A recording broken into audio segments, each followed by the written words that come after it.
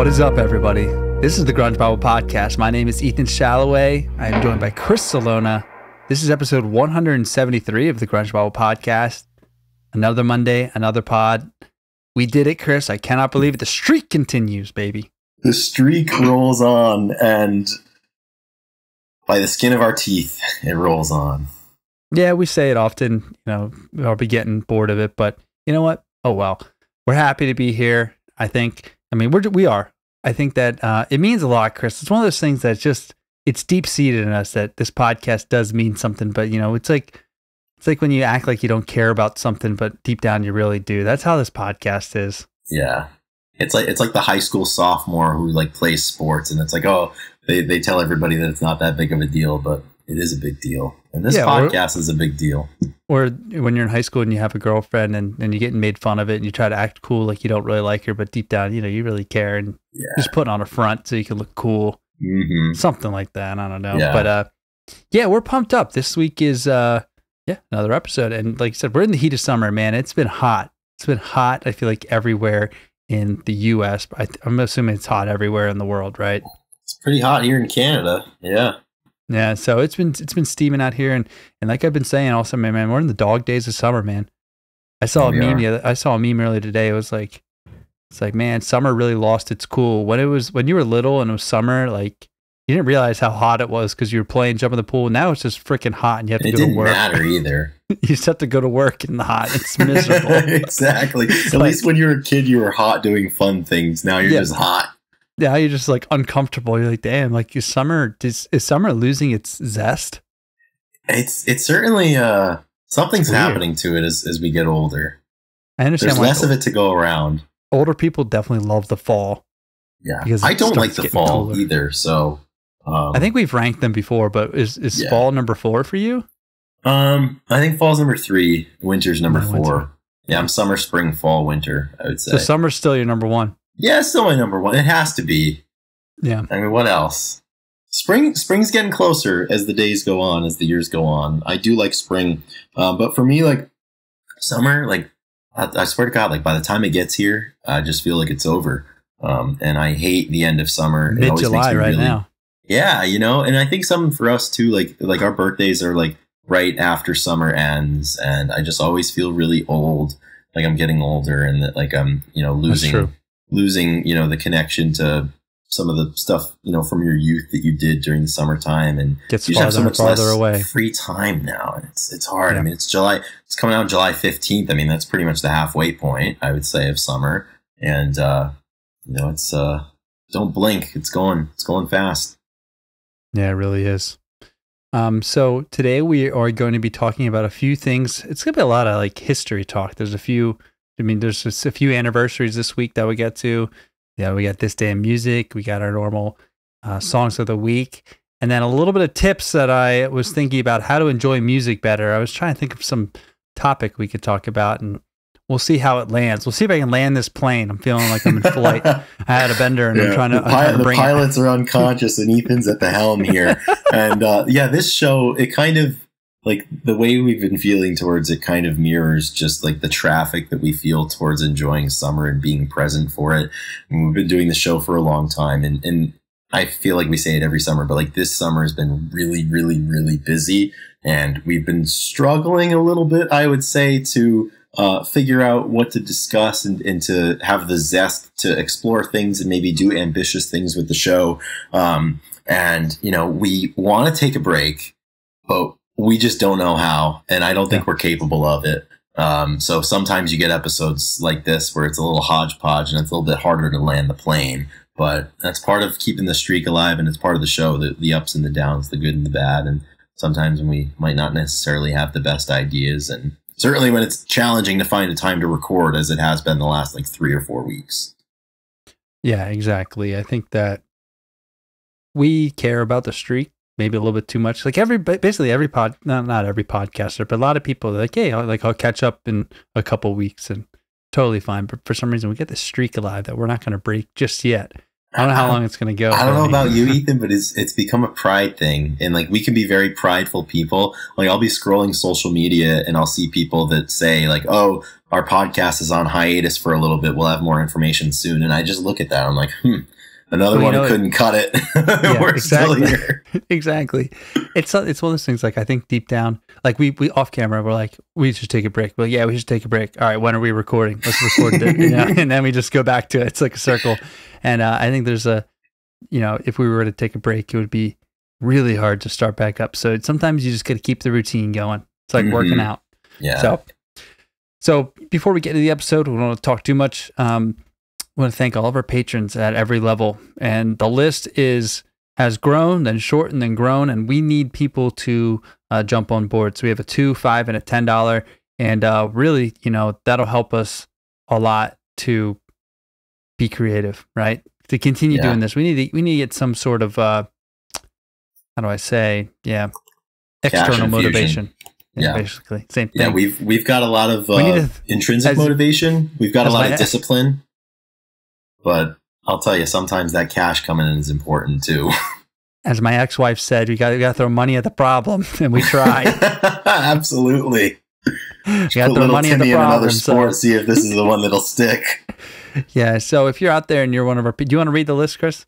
I don't currently have it in front of me. If you allow me a couple of seconds here, you can ramble while I get the list going. Yeah, absolutely. We haven't done this in a while. My brother is our Grunge Bible real estate headhunter. So we kind of sold a house early this year. If you've been listening for a while, you remember we talked about Quinn Shalloway, and he is really good. He actually, he's always selling houses. But if you're buying or selling a house, dude, get in contact with us or directly to Quinn, and it's a win-win-win. We all win. So he is the real estate headhunter.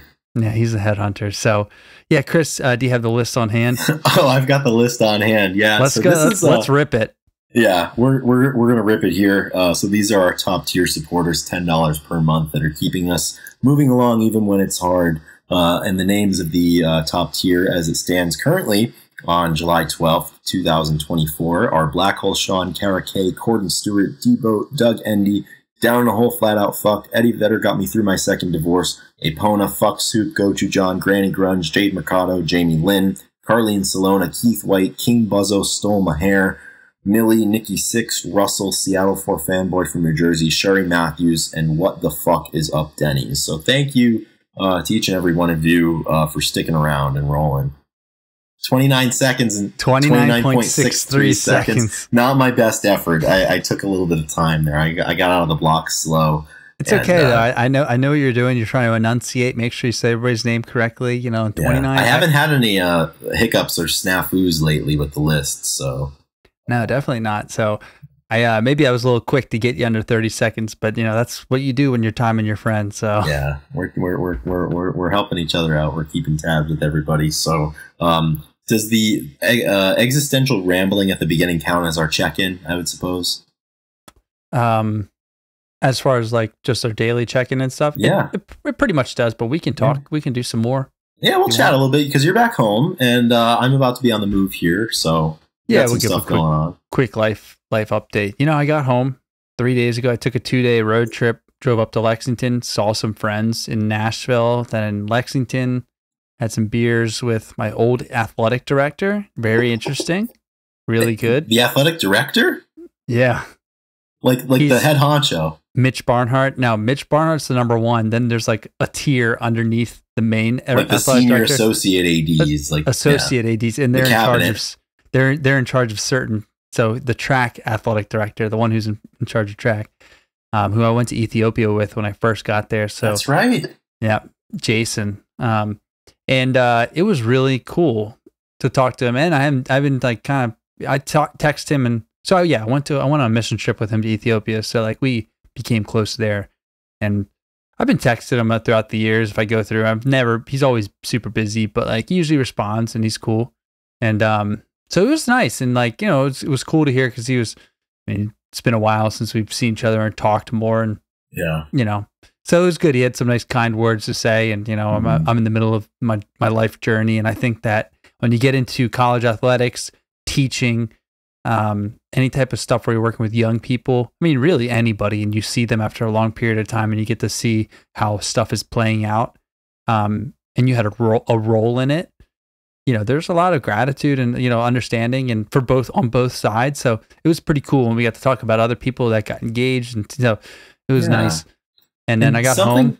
Something about that too that I always love. It's like the more time goes by between the beginning of that relationship or friendship, like you can really, the impact of that friendship becomes more and more apparent as years go by, you know. And I know a lot of your friends, like you said, they're starting families, they're moving up in their careers, they're getting married, and it's cool to look back, and it's important to have those friendships, you know, where, you know, you might fall out of contact for a little bit. Everybody's kind of busy building their story, but then you can catch up a little bit and see how everyone's doing.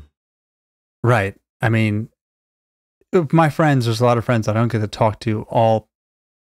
I mean, okay, I talk to a lot of people a lot, as much or periodically throughout the year.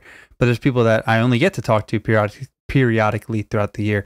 And when I catch up and like we can get right back in. I'm the type of person, I don't need to talk all the time to know that like you care about me or whatever. So like, you know, don't be mad if I don't respond and be able to give you like, you know, life gets busy.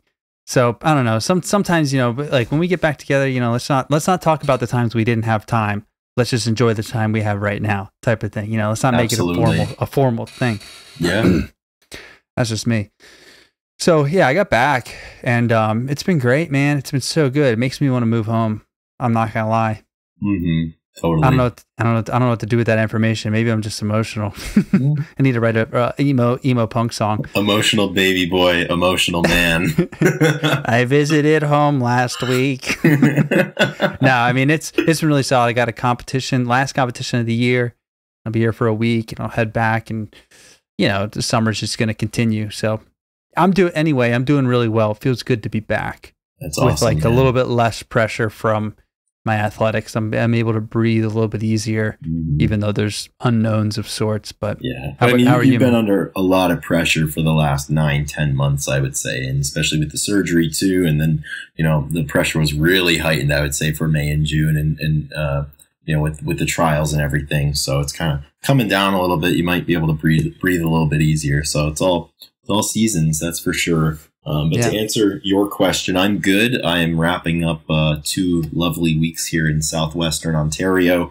I head back to Rhode Island tomorrow. I got some flights in the evening, and I'll be back for a little bit, for a week. I'm competing in a weightlifting competition in about a week's time, and hopefully that goes well. And then I'm back on the road again, visit my brother, and then doing some other stuff in July. So a pretty busy month. Nice, man. Yeah, it's good to be busy and seeing people that matter, you know. That's for sure. It's fun. It's good to make time. Funny anecdote that something similar, because I'm back in the Northeast, and I picked up my training partner, Brett, from the airport, and we stopped at a Wawa, naturally. Stopped on the way there and stopped on the way back. And he got a hoagie. And I was walking, 2 guys were walking in, and I overheard their conversation slightly. And he's like, the one guy says to the other, he's like, yeah, man. He said, in the Midwest, they call hoagies subs. He goes, really? He said, yeah, it's disgusting. And I loved it. It's despicable. I loved it. It was the most like Northeast thing you would say. It's like, yeah, they call it something else. It's just disgusting. And then you go out there, and then people don't know what a hoagie, they've never heard the word hoagie. Right. And people just call it sandwiches. And I just thought it was funny. Like, hoagies, heroes, grinders, subs, submarines, sandwiches. I mean, you name it. Now, I mean, like submarine, that's cool. Like submarine is cool. Yes. I think. I mean, if you're calling it a sandwich, that's stupid. It's not a sandwich. I'd like to see more people commit to submarine over sub. Yeah. Like, let's get back to some roots here. Yeah, like the Knickerbockers. Yeah, exactly. The Metropolitans. There's a big, I mean, I feel like I've had this conversation like once a year at the Shalloway house when more Shalloways come. It's like, there's a difference between a sandwich and a hoagie. Sandwiches are, you know, pieces of bread and not rolls. And yeah. No, hoagie, you kind of split screen it like that. And it's, it's an experience. Packed. Absolutely. All right. Let's get ready to get into some music stuff. Yeah, we'll get into some This Day in Music. Not the greatest list in the world here, not the most eventful day, July 15th. But Ethan, if you'd like to kick it off. Yeah, absolutely. Yeah, kick it to you.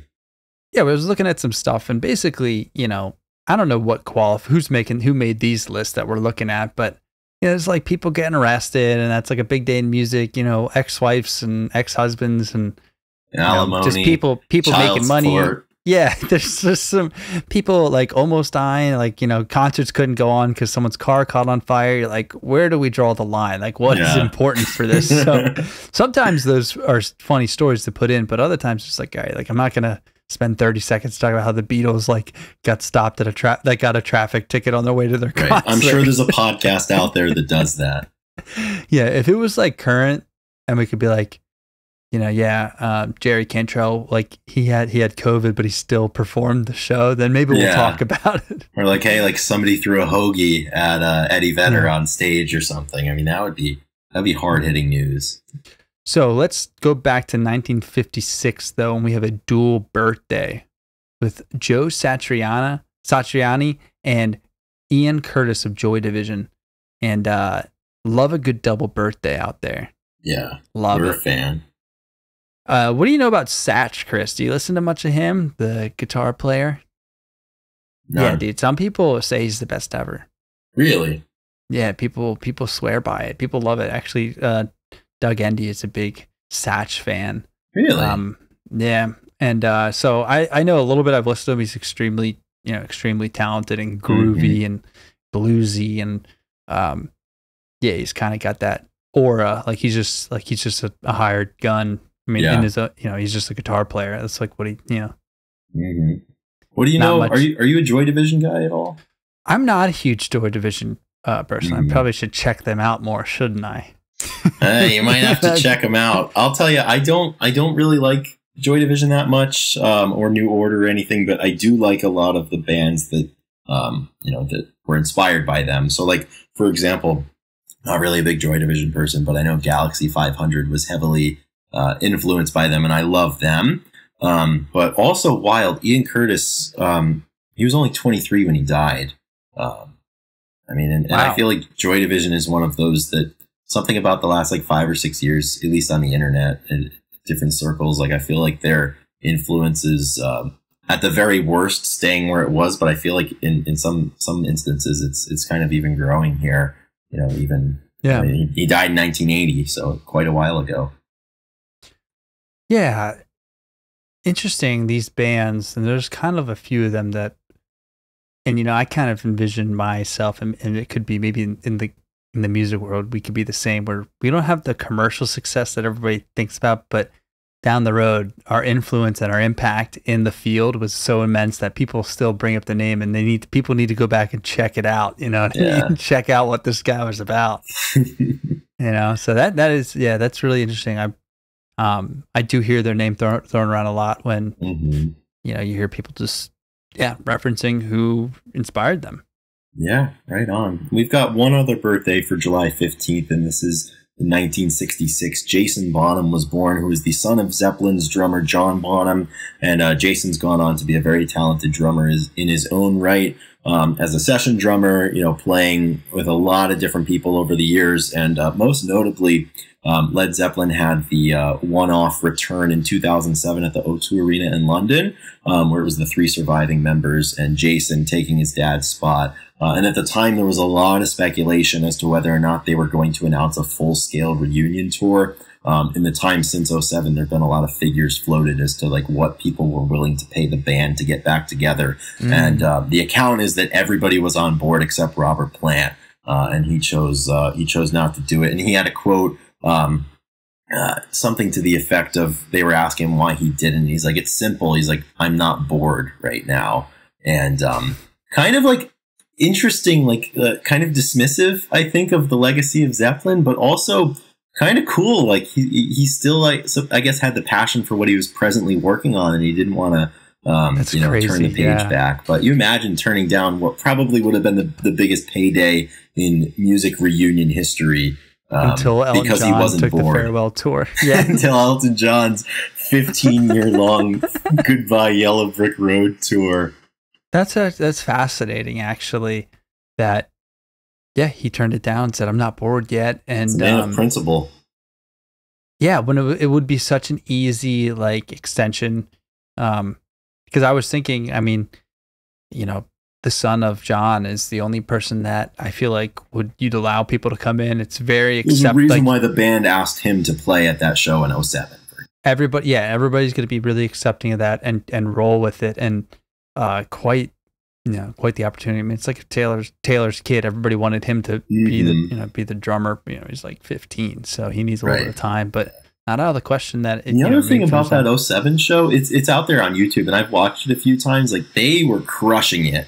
Like, they sounded incredible. I mean, now the time is long since passed. They wouldn't be able to. I mean, I know the 3 surviving members are getting up there in age, and Robert Plant's still out on the road. I think he's touring with Alison Krauss right now, but that would have been cool. You imagine, like, that would have been, so many people, the classic, I saw Zeppelin in 74 or something, and then they'd be able to share it with their children. That would have been cool to have. But, that show in its own right is pretty kick-ass. So, needless to say, happy birthday, Jason Bonham. Love it. I'll let you take the next one because I feel like you are. Yeah, I'll take the next one. You'll take the last one. So I added this one. On this day in 1972, Elton John began what would be a 5-week run at #1 on the U.S. album charts with Honky Chateau. It was his first U.S. Chart topper. Most notably, it's got tracks such as Honky Cat, I Think I'm Going to Kill Myself, Rocket Man, parentheses, I Think It's Going to Be a Long, Long Time, close parentheses, and a personal favorite of mine, Mona Lisa's and Mad Hatter's. We've been spending more time talking about Elton John lately on this show than I ever would have expected, and I'm really happy about it. He's great, and he's still great, and Honky Chateau is a really solid album. I'm a fan. And Hercules, as you pointed out. Elton Hercules John. Is there anybody? Yeah, it's not bad. I'm thinking, what is the song Hercules about? Him? His middle name and middle names in general, or do you think it's about the mythology around? Yeah, who knows? Yeah, there's always a 5-week run starting on these dates that we. Yeah, there's always a Billboard chart. There's always historical some chart. Event. Yeah. People love charts. People love lists. Could be an album, could be a song, could be a certain genre. There's always something's always charting. Yeah, man. Okay, moving up to July 15th, 2018. November Rain by Guns N' Roses. Not somebody that we endorse too much here, but they become the first 90s video to pass 1 billion views on YouTube. The next closest 90s video was Zombie by the Cranberries at 739 million. 25% lead on the field at the time. That's pretty substantial. Yeah, and 1 billion is not a small number. It blows my mind when you look at like Taylor Swift's YouTube and how many billions of views she has. It's honestly, I don't even know how to think about it. Yeah. So congrats. I think I put this down there because, November Rain, like if I had to pick a Guns N' Roses song, if I had to go through all the hits and stuff, this one, I do kind of get behind this. That's all right. Some good November Rain, But anyway, that is it for the exact day in July 15th. We are going to move forward to July 20th, which is a sad day because both of these people that we're going to talk about are, gone. And, but one is a birthday and one is a death date. So I believe we start with the birthday first. Yeah, I think we should. And I think we've been in the habit. This is the 3rd time or 4th time maybe that this date has rolled around while we've been doing the podcast. And we always take a minute to pause here and talk about it. So on July 20th, 2017, well, actually, that's the death date that we'll get to. But July 20th, 1964, Chris Cornell was born. So he would be 60 years old this week. And he passed away on in May of 2017. So I think right around that time, on the anniversary of his death, we did a tribute episode to him, maybe 6 or 7 or 8 episodes ago, or what have you. But definitely worth marking here. And it's another reminder, of what we've lost and what he would be doing now. I remember at the time, like a thought that I had, like he was so primed to kind of become an elder statesman of sorts. of the music world, and doing cool and interesting stuff. Like, for example, Eddie Vedder just had a song that he put out that was featured on the TV show The Bear, and I think it's his highest charting solo song.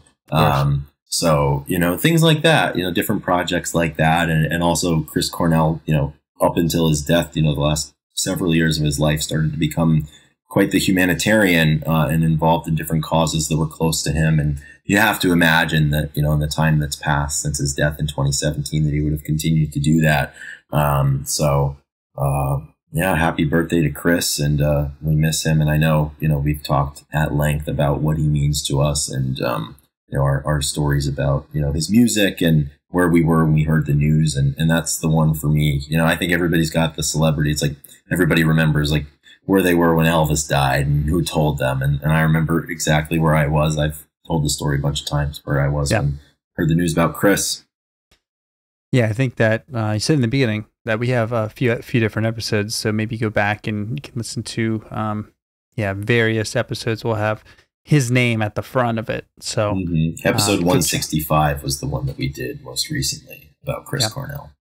But I think we've done a few on his birth. Did we do one on his birthday? I believe. Yeah. Because I think it fell on the date. But So happy birthday, Chris Cornell, 60 years old, up in heaven. Rest in peace. And July 20th, 2017, I remember this. I remember being on the job and getting a text and finding out that Chester Bennington had passed away. And this was significant for a few different reasons. One, because of the connection between Chester and Cornell, and how much Chester adored and loved him. And he decided, lost his life. And it seemed very, it was, intentional. And it's like very sad that, to memorialize it on the same day. And, he left behind a family. And, Linkin Park, man, we've talked about it a few times too. I remember Drew just texted us like a couple weeks ago and was like, you guys gotta like re-listen to Hybrid Theory and just remember the first time you listened to it and how it blew you away. Yeah. And I was like, we got to bring you on and do a Linkin Park episode, I think. Yeah, we really do. And this is a tough one. And I remember when Chris died in May of 2017, and Chester sang at Chris's funeral. He sang Hallelujah. Yeah. And over the years, they had developed a relationship and they had performed together. They played Hunger Strike together. That video always circulates around the time of Chester's anniversary of his death and his birthday. And like you said, you led into that saying that this is significant for a few reasons. And I think anyone who's around our age, Linkin Park was one of those bands. Like I think about, being, in my 10, 11, 12, like early teens. And it was Linkin Park and it was Green Day. And like, those were the cool bands. And like, if you wanted to be cool, like you knew the songs that were on American Idiot, you knew the songs that were on Hybrid Theory. And Minutes to Midnight, when that came out, that was a big deal in 2007. And Linkin Park's music and Chester's, at the soul of that, it was a really, really big deal, and it still is. Yeah, and like you pointed out, he sang for Chris Cornell's funeral. He played with Stone Temple Pilots for a little bit. Right. He posted him after playing. Scott departed the band. Yeah.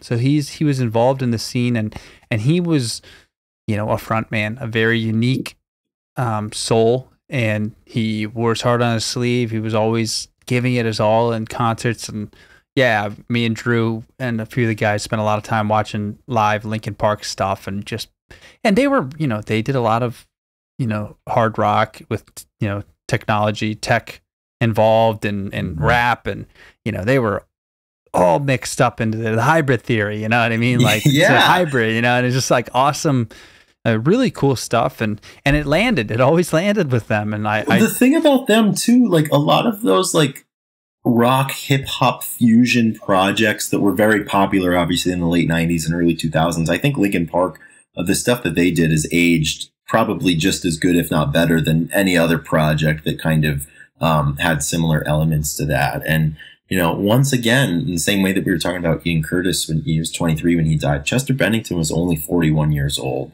when he passed away. I mean, he had such a catalog of music, but in the grand scheme, 41 's so young. It really is. Yeah, half a lifetime. I think I need to I need to be with Drew. I need to be with Drew and watch some Linkin Park stuff because he might be the biggest fan that I know of them, and then I can have some more conversation. But I look forward to that at some point. Yeah. So yeah, good day to remember these guys' music. Like I said, both extremely important and talented frontmen of the time, and inspired a lot. And like you said, there was a lot of kind of that mesh of the two, you know, rock and rap. And afterwards, so many people tried to do it, and if it's not done right, it really is not good. Like, absolutely. Like when people are rocking and then rapping, and like, you know, it just doesn't work. So that's one of those kind of things that, you know, you salute these guys that can get it done, and then they, you know, they definitely started a movement type of thing. So yeah. Well, and even speaking of Chester, I always forget that he had about a 2.5 year run with the Stone Temple Pilots as their singer. After Scott had left the band in 2013, and he sounded great. And I think it's one, it made sense, you know, for Chester to be in that space, and obviously a little bit different from what he did with Linkin Park. But I mean, he killed it. I mean, his voice with those songs, I mean, he really did a great job of fitting in that band in that space. And, you know, he left the band in 2015 because he had scheduling conflicts with, you know, Linkin Park, which was obviously more his project. And, you know, he left the band on good terms. And I know right around the time of the anniversary of his death, STP always, you know, they memorialize him, and they, you know, release a statement or a video kind of highlighting that. And, you know, I think a lot of these guys, like, you know, they all have the commonality of passing away way too young. But when you look into it, I think they all have a lot more in common, perhaps, than people would realize, you know, who they were. And we talked last week about how Barrett Martin said that Lane Staley was on a spiritual mission with his music. And that's the commonality with all of these guys. You know, it wasn't just something that they were good at. It wasn't just an interest of theirs. It was deeper than that. You know, they brought their talent, and it really, really mattered. And that's why, you know, Hybrid Theory, for example, is something for us, and it's something that, you know, we'll get a text randomly from Drew about. You know, it's the type of thing that you could look back on, you know, after maybe not front to backing it in a few years, and be like, holy shit, like not only did I enjoy doing this again, but I need to let everybody know to do it again. Yeah, it's sometimes when those situations pop up, I think, wow, I didn't really understand what I got to live through, you know, when I was a teenager. Like, you know, I had the Linkin Park era, like that was really cool to be a part of, because people get older and it's not the same, and we lose people.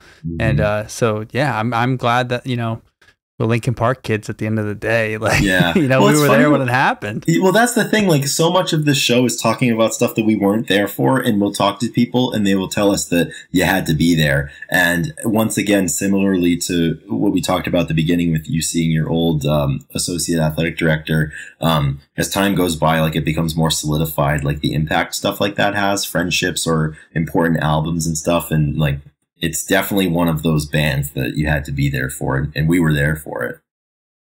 Yeah, just thinking about, like, In the End was so big and everywhere, and used it, like, remember my youth group used it to, like, you know, it's like almost like an altar call or something. I was just in the gym the other day. It doesn't even matter. Like, I tried so hard. Yeah, I was just in the gym the other day, and What I've Done came on, like, right as I was getting into my heavy sets everywhere, of clean jerks. Transformers. I was like, let's lock in. Yeah, dude, that bro. I remember at the end with Shia LaBeouf and Megan Fox, like, on top of the car, and What I've Done was playing. I was like, you could not have a cooler moment in cinema than that. No, it's like exactly. The original Transformers movies. Oh my gosh. Do you have a favorite Linkin Park song? You know, I'm a huge Shadow of the Day guy. It's actually, that's mine. Yeah, it's actually, you know, not anything we've been talking about, but that's why I like the guy. That's why I like the guys. You know, it's that was in a movie too. What was it? I can't remember, but it was a soundtrack, and it was like, oh my gosh, that was a bus, you know, you know, trip song. I would listen to that in the morning all the time, man. It's so moving, man. That'll get me crying. Yeah. I've got one other music event here that I wanted to talk about if we feel like we're in a good spot to move on here. But obviously, I think if you've listened to the show, and Ethan, because I don't shut up about it or him, I love Mark Lanegan. Elton John. Elton John, yes. He's coming back. I'm here to break the news. No, so just very recently on Mark Lanegan's official social media pages, there was some photos that were released of Abbey Road Studios and like a mixing board, and it said that we're thank you for all of the kind words over the last 2 years since Mark passed, and we're very excited to share some stuff with you very soon. And surely enough, in the last few days, Mark Lanegan's estate, they announced that they're going to release a 20th anniversary of his album Bubblegum coming out on August 23rd.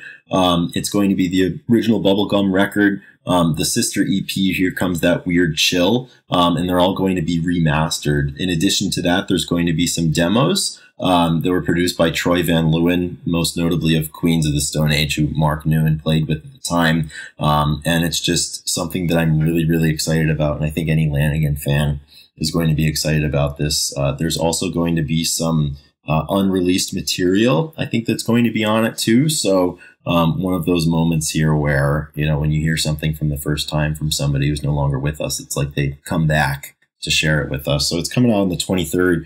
I've got to get my pre-order in. I'm really, really excited about it because it's certainly one of his best pieces of work. Yeah, man. Songs from the Grave. That is wild. Yeah. That's really exciting. You get some more music, and is the unreleased stuff say across his whole career? Is it stuff that's just been building up like some? No, I believe it's from the Bubblegum session. So on the release, I said we went into his archive and we've pulled out some of the unreleased songs that were recorded during those same sessions and mastered those too. There was a wealth of astonishing material that now adds Beck to the list of accomplices.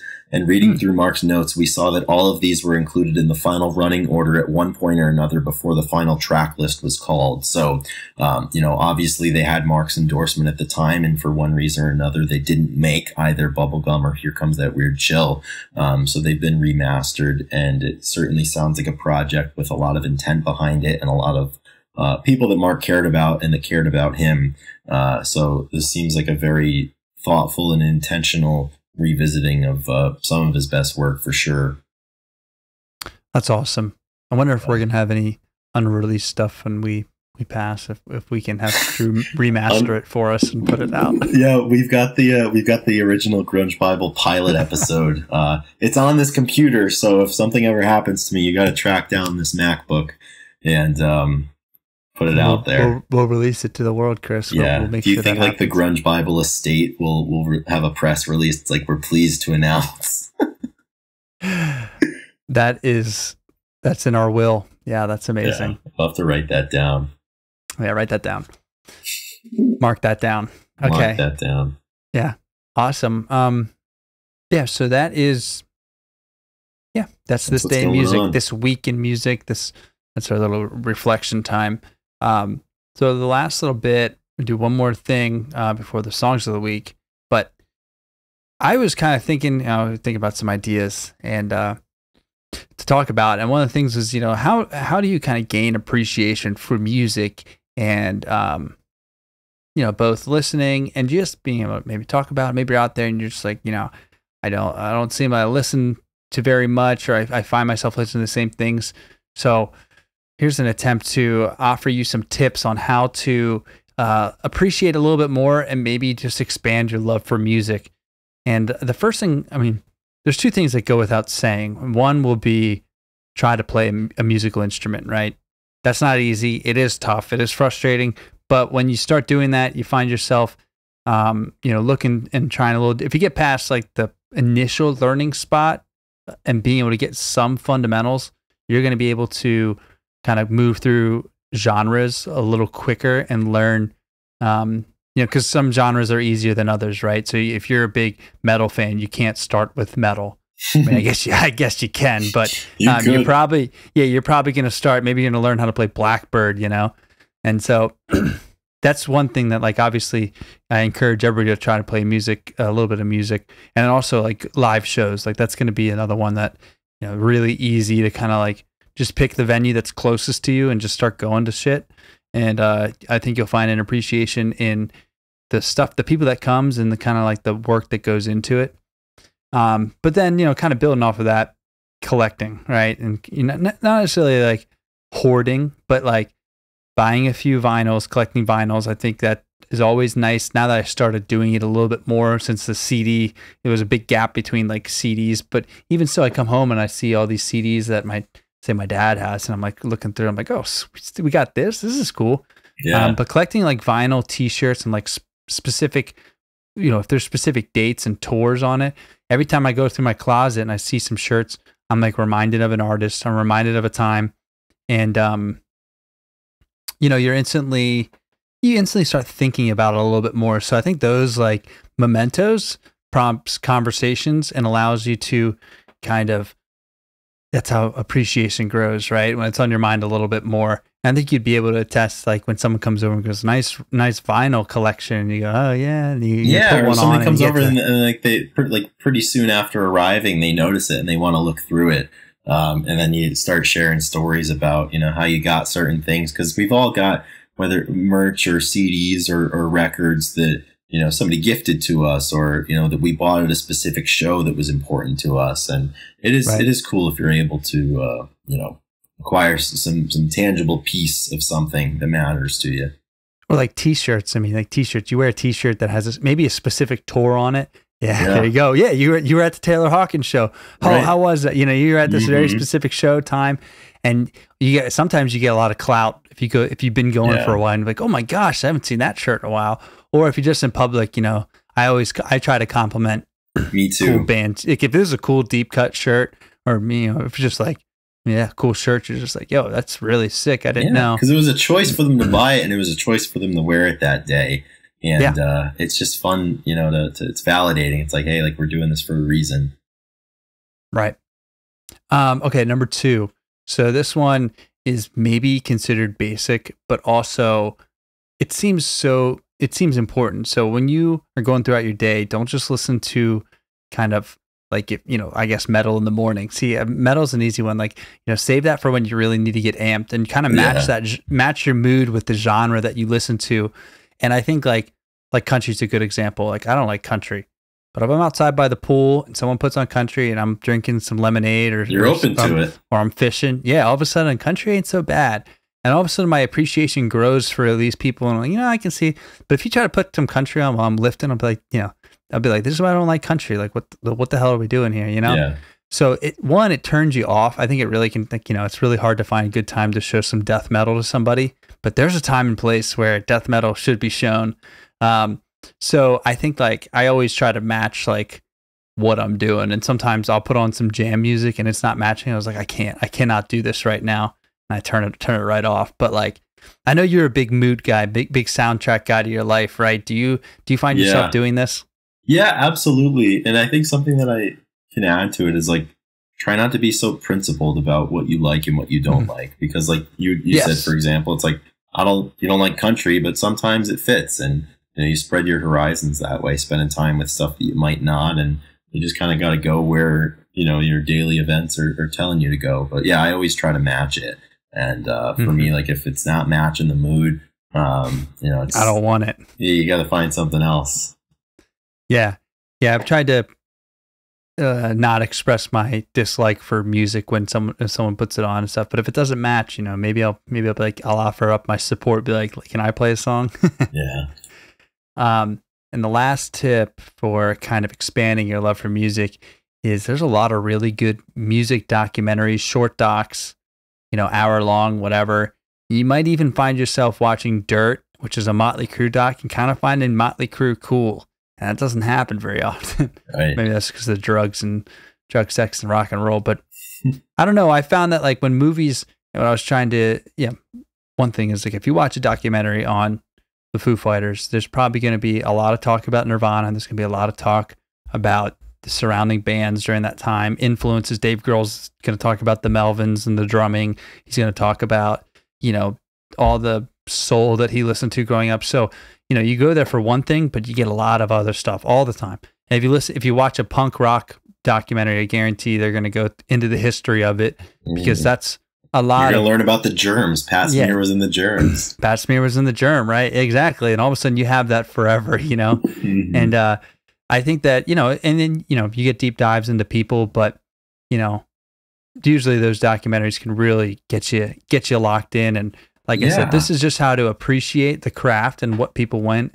And, or like, you know, it's like the John Frusciante doc, not a documentary, but I don't even know what interview, you know, it's an interview of him talking, and you're just like, oh my gosh, like I need to go back and listen with like a little bit more attention what he was talking about, thinking. He talked about Jimi Hendrix, and like you can see the connection between his music and his music. Mm-hmm. And yeah, all these things kind of makes music a little bit more enjoyable, a little bit cooler. You know, I'll add one more too that I'm thinking of. Like, learn about the people who make the music you love and understand the conditions that existed in their lives when they were making that music. Yep. It'll always illuminate it a little bit more. And it's important to know like where these things came from. And it's something that I really enjoy. And it makes me enjoy the music more, you know, because you can learn why it was created. And I think that's always important. Yeah, I definitely find myself listening, or if I hear something via you or Wikipedia, or it comes up like, yeah, this guy was in like a depression when he wrote that album, or this guy, you know, this is why it was difficult. You go back and listen to it and you can kind of hear it. And all of a sudden you get this another layer to, you know, to peel back and kind of get in there. Really significant in like just feeling the music. Yeah, absolutely. So that was my non-exhaustive list of axioms. Yeah, exactly. That's my non-exhaustive list of ways that you can kind of push yourself forward in the music listening category, and then you just be a wizard, and everybody wants to get to that status. So, absolutely. Yeah. Thanks for that, Ethan. I like that. Yeah. You know, sometimes. So, last thing we'll do is we're going to talk about a few song suggestions, and this is another idea. I was like, we just got to give suggestions about how to listen to music when it's so damn hot out. And so do you have a song? I can go first. Yeah, I've got a song of the week and some comments to make about it. So all right, you have the ball if you would like. I'm deferring. Okay. You go first. You go first. I just talked for a while. Yeah. I just talked for a while. Yeah, you'll catch your breath a little bit. So Ethan, we just chatted about this before we recorded, but I have been really enjoying Zach Bryan. So he's coming back again for the podcast here, and he just released that album, The Great American Bar Scene, and I've never listened to him really before this album came out, but I was scrolling through it, saw there was a Springsteen feature on it, so I was like, you know what? I gotta listen to it, and as you do, you listen to it front to back, and it's funny, some people are saying that this album all sounds the same, and it's maybe more mellow than they thought, or than they expected, or maybe more mellow than they wanted, but I really, really enjoy it. And I've been listening to it a lot the last week or so, and I know I'm going to be calling it onto my earbuds on the plane ride tomorrow. But I'm going to pick. It's actually not one of the musical songs from it, but it opens up with a poem, and it's called "Lucky Enough," and it leads the album. It's the first track, and I just really, really like it. I think Zach Bryan is a very awesome and good thing for mainstream music. I just think it's good for people to listen to stuff like this, and I'm going to pick that Lucky Enough poem, and I just want to read a little bit of it too, because it got me thinking. It was the first thing that I heard really from Zach Bryan that I intentionally sought out, and this poem kind of closes out. He says, if I'm lucky enough, I will get through hard things, and they will make me gentle to the ways of the world. If I'm lucky enough, I'll have the courage to leave and go wherever my beating heart tells me to go. If I'm lucky enough, I'll get high and invite a guitar player over, and he'll play sweet notes until a New York City rooftop sun rises. I'll meet some kids in school that still know how to play instruments. If I'm lucky enough, I'll make it to exactly to where I'm taking this breath now, lay my head upon the earth and laugh at passing clouds. If I'm lucky enough, I'll remember the shaky things we've seen, grab your beer through tears and fears, the great American bar scene. I just it's always cool when an artist chooses to, intro their record, and everybody's experience with it with something contemplative like that. And it gets you thinking, and it really sets the stage, I think, for the rest of the, 18 songs that are on here. There's 18 after that. It's 19 total. So I'm excited to go back and listen to all of his stuff. I'm probably one of the last people on earth that hasn't. But once again, it's a good thing. And I think he's good for music, and perhaps I think he's going to be the gateway for a lot of people into stuff that certainly he was inspired by. And that's what it's all about. And kind of draw that lineage and work back. And that's why it's important to learn about these people, you know, who's making this music and what they were inspired by and what their life is like when they're making it. So I'm on the Zach Bryan train. I got my ticket to ride. Hell yeah. So he's 28 years old. Country is one of those things where people come up and I'm always wondering, like, how long have they been around? Right. I knew he was young, but I was just wondering if he was like, but that's cool. How young? Yeah. I saw the album. I saw a few people that played with him and I've been interested, and I saw the poem. I didn't get to take it in. It's as a good it is one. On the album. Yeah, that's awesome. Yeah, man, I find it a soft spot for the country. It's this summer. It's the heat, dude. I mean, it's the heat, man. It's the heat is getting to me. Summer is hot. Summer is hot. Yeah, and that leads me to another band that is categorized under swamp rock.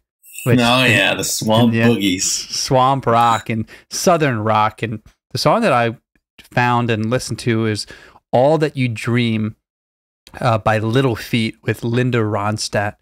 And I was listening to this song, and they have a lyric in the chorus, and it's, you know, them kind of harmonizing and singing. He said, "I've been down, but not like this before." And I love that. They keep singing, "I've been down, but not like this before." And like, that's how I feel sometimes. You know, I've been down before, but it's never been like this. And somehow, you know, that's how life is sometimes, you know, where you get down and, you know, that's no problem. You know, everybody fights, but, you know, this is a different challenge.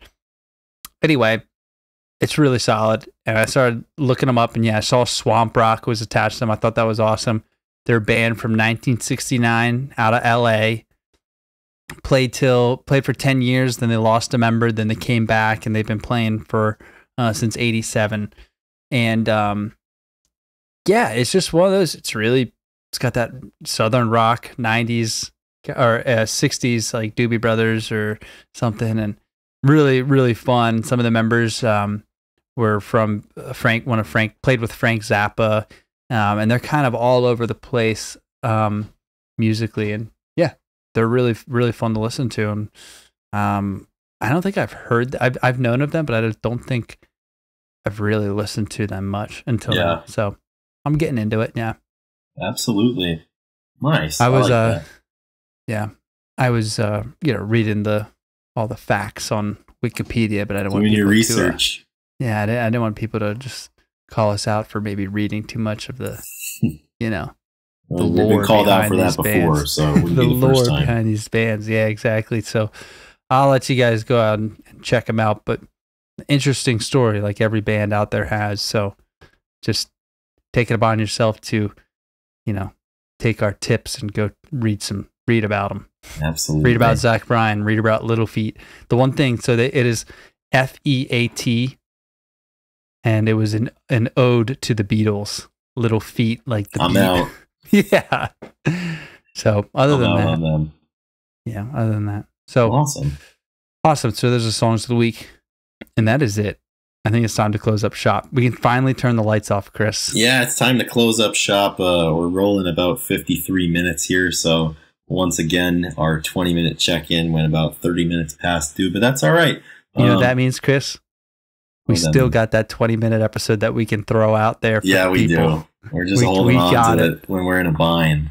And it'll be coming. But thanks for listening, Ethan. Thanks for doing this, even when it's been hard to get together here for this. But I'm glad we're able to do this. And I'll be back in the studio next week. So Drew won't be able to bitch about my not having a microphone, and I'll sound better for the listeners out there. So right. Yep. Sorry about that, everybody. Yeah, I'm sure people apologies. are like, what the hell? Yeah, it sounds terrible. Anyway, thank you very much, everybody, for listening. We will be back same times, same place next week. God willing. Like and share, baby. God willing. Yeah, inshallah. So thank you so much. Chris, I'll talk to you soon. You bet, brother. Rock and roll. Bang, bang, bang, bang. Bang.